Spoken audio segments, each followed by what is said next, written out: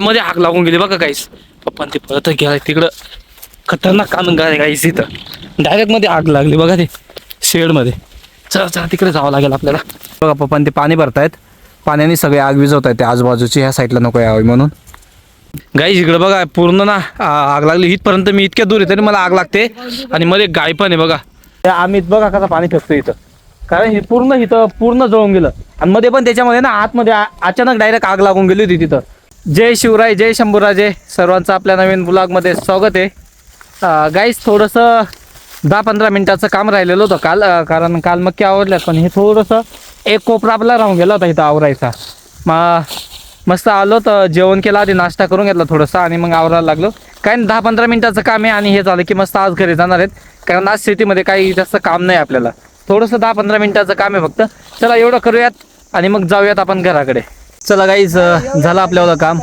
मस्तपैकी आता थोडा वेळ बसलोय चिताच्या सावलीखाली बघा हे सगळेजण. हा बघा झोपला सुरू आता.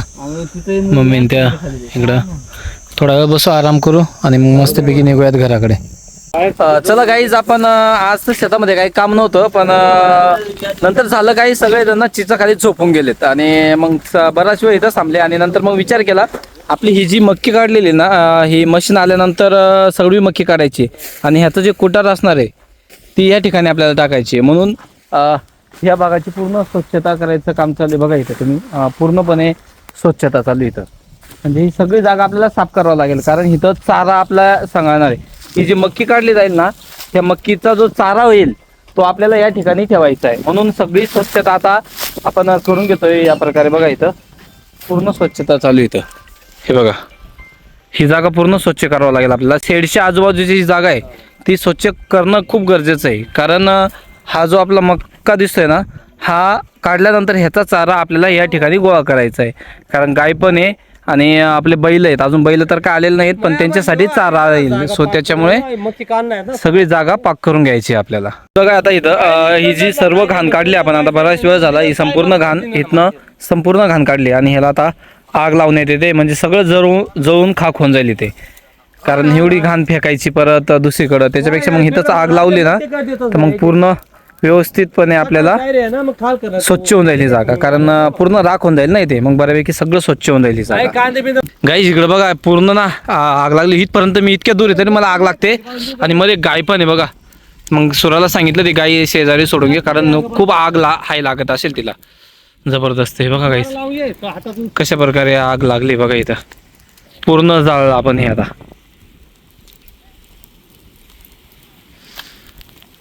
हे बघा पप्पा ते इकडे थांबलेत. पूर्ण मस्त क्लीन होऊन जाईल.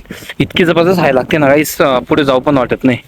पैकी सगळं पाक झालं. आणि आता इथलं पण थोडं काँग्रेस आहे ना हे इथनं काढून घेत आहेत. घाण आहे कचरा सगळं कापून. पण इतकी बेकार हाय लागते ना गाईस जबरदस्त. थांब नाही पुरं जळून जाऊ दे ना मग कर ना का नाही. हायले बेकार लागू राहिली ना. हे बघा गाईस पप्पा ते कापून घेत आहेत. हे सगळं घाण येतं कचरा. म्हणजे कसं आहे आपल्याला चारा ठेवायला व्यवस्थित जागा होऊन जाईल. आता इथं पूर्ण आग लागली बघा. पूर्ण जाळलंय एकदम खतरनाकपणे. हे बघा हे ओला कचरा सुद्धा जळतोय गाईस इथे. बघा पूर्ण ओलं आहे बघा. तरी जळून जातं इथे. बघा पाईप आहे ना तिथं. पाईप पण जळून राहिले पप्पा पण ते माती फेकतायत. ते हे बी जळलं रे वरचं ते प्लास्टिकचं. ते काय माती फेकते. हा तिथं कायचा पाईप आहे इथं आहे बॅन. हा तो आपला टाकीतल्या बॅन गाईस. तिथं ना पाईप आहे बघा. तिथं ही जी पाण्याची टाकी आहे ना त्याच्यामध्ये पाणी जाण्यासाठी तिथे पाईप आहे. सो ते जळायला नको म्हणून बघा तिथं माती टाकून देत आहेत पप्पान ते.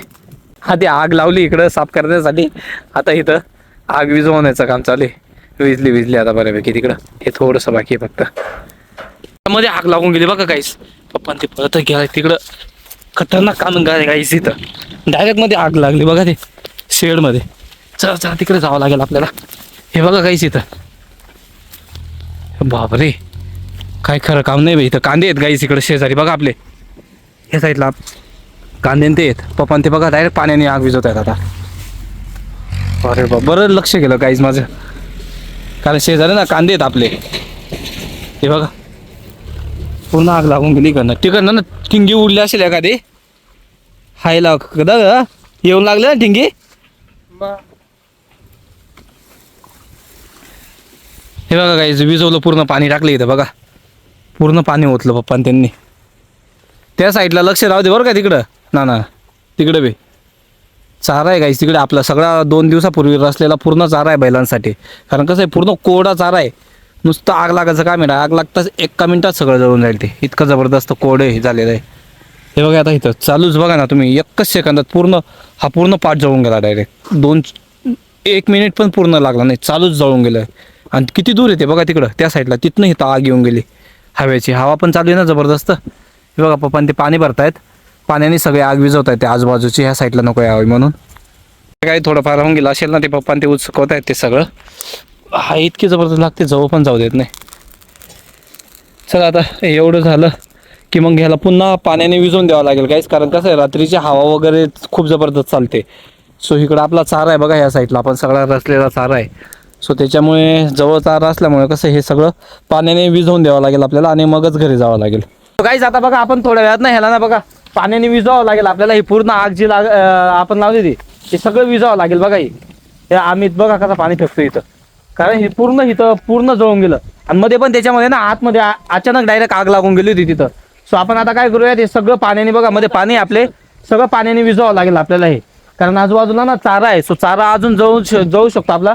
सो त्याच्यामुळे बघा सगळं पाणी फेकून देतोय आपण इथं या टाईपमध्ये. हे बघा असं जोरात मार, डायरेक्ट सबका मार दादो. ते सुराबी येऊन गेला गाईस बघा, तिथं चारा घ्यायला गेला होता तो गाईसाठी. हे बघा इथं दादू पाणी मारतोय व्यवस्थित. अरे असं नाही ना, सबका मारणार दादू. नाही असं नाही मार तसं सबका, पण असं जोरात, म्हणजे सगळ्याकडे पाणी फिरलं पाहिजे. ते एकच जागी जाऊ राहिलं द्यावलं पाणी. मी मारतो, दाखव, मी तुला मारून दाखवतो. जर इकडे कसं मारायचं पाणी ते मी सांगतो तुला. चला गाईज आता आपण पाणी मारूया तिथं बघा.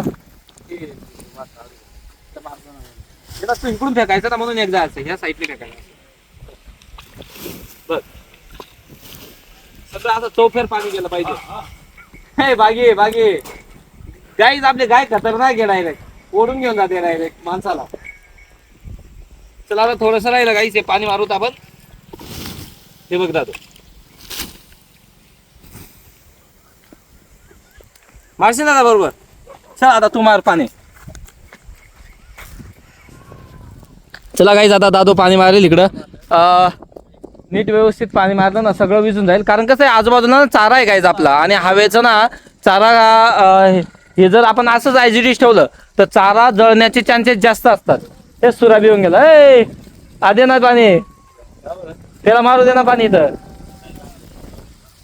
चला गाईज अमित मारतोय पाणी बघा इथं. आता मार लवकर फटाफट. भागी बादली समाज मध्ये असेल तुम्ही. वजना एवढी बादली त्याच्या आयशा. आई ज्या साईडला बघा, हे काय करतंय बघा. हे उचल, चाऱ्यावरती हे लाकूड ठेवायचंय त्याला, उचलत बी नाही. लाव ताकद, लाव तिथं त्याच्यावर टाकायचं. इकडं माझ्याकडे नको येऊ. उचल लाव ताकद. पहिलवान गडी आहे बाई. गाईज चाऱ्यावर टाकायचंय लाकूड, कारण ना हव्याचा ना चारा उडून जातोय. बागी जाऊ दे बागी.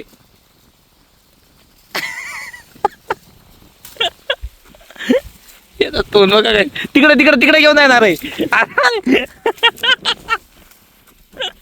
माझ्या अंगावर टाकतोय काही जा बघा. हव्याचा स्वतःच उडून जातोय.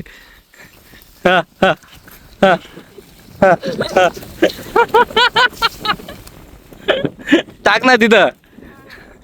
चला काहीच हा काय टाकणार नाही, याच्याकडनं उचलणार नाही ते. वजन हवा खूप जबरदस्त चालू आहे ना, असं त्याच्यामुळे. चला आता आपण हे झालंय आपलं, आता विजवलं की आपण आता थोड्या वेळात घरी जाणार आहोत. हे बघा झालंय, आता थोडस बाकी आहे. झालं की मग आपण निघूयात आता घराकडे. चला गाईज आपलं काम झालंय, आता निघूयात आपण. हे बघा दादू आणि ते पण निघालेत, पप्पा आणि ते. सो आता जाऊयात आपण घराकडे.